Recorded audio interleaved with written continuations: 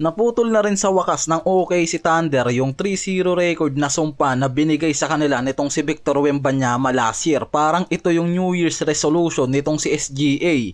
Ang OKC at Spurs ang dalawang top contenders team ngayon sa Western, parehong may superstar at naglalaban sa MVP ladder. Kaya lumilitaw talaga sa mga to yung potential na rivalry, lalo na kung magpapatuloy yung kiskisa ng mga to sa Western contention. Ang OKC nakuha ang una nilang panalo kontra dito sa San Antonio Spurs ngayong season dahil merong 3-0 record sa kanila itong si Wemby. May mga report na ang Spurs lang ang nakaka-expose sa kahinaan nitong OKC na defending champion, na ngayon parang maagang pinutol yan nitong si SGA na may 34 points kasama yung 5 rebounds, 5 assists at 4 blocks sa game, kasama dyan yung pag-block niya dito kay Wembanyama.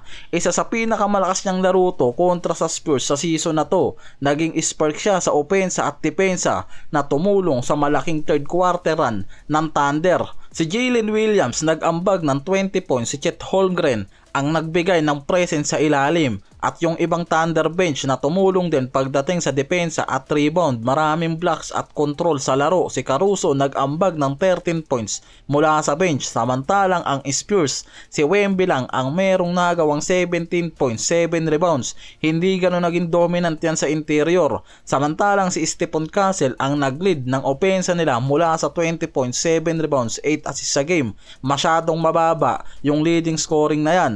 Ang OKC nakapag-dominate dyan lalo na sa paint at interior. Meron silang 11 blocks at 7 steal na mismong dahilan kung bakit bumagsak ang shooting efficiency ng San Antonio mula sa 40% lang sa overall dahil sa matinding pressure na ginawa dyan ng OKC Thunder. Napansin din kasi na parang hindi pa talaga komportable itong si Wembanyama sa game dahil nga nakabalik lang rin to galing sa calf strain. Ngayon lang rin nakabalik mula sa starting lineup nila after ng 2 game niya sa bench, na lumilitaw rin kasi na si SGA ang pumigil dito kay Wemby sa interior. Parang sinamantala talaga nito na wala sa kondisyon yung alien, kaya ang OKC pa rin ang nananatili sa top 1 team ng Western after ng blowout win nila kontra dito sa San Antonio Spurs. Naputol na nila isang pa na binigay sa kanya ng alien.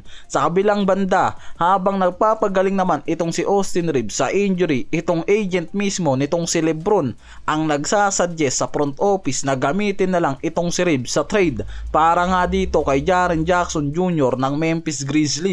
Lalo na kung pakakawalan ng Memphis itong former Best Defensive Player of the Year, lalo na nasa rebuilding yung mga to. Isa pa na naging hudyat dyan kung bakit pwedeng pakawalan itong si Jaren Jackson dahil nga etong franchise player nilang si Morant nauna ng binitawan ng Memphis ngayon. Hindi naman official na lumabas sa report yung sinasuggest na yan netong si Rich Paul, pero ngayon sa mga NBA rumors, iyan mismo yung lumalabas na itong agent ni LeBron na si Rich Paul ang nagsasuggest mismo sa front office ng Lakers na i-trade na lang itong si Reeves. Parang desidido kasi talaga to na makakuha ang Lakers ng role player para sa championship window nitong si LeBron ngayon, dahil nga ang Lakers nangangailangan talaga ng mas malakas na defensive presence lalo na sa post at paint, na nakikita niya mismo dito kay Jaren Jackson na magiging solusyon talaga sa problema nitong Lakers pagdating sa depensa. Pero hindi ganun kadaling makukuha talaga yan ng Lakers, lalo na kung mga expiring contracts lang at draft capital ang makukuha ng Memphis.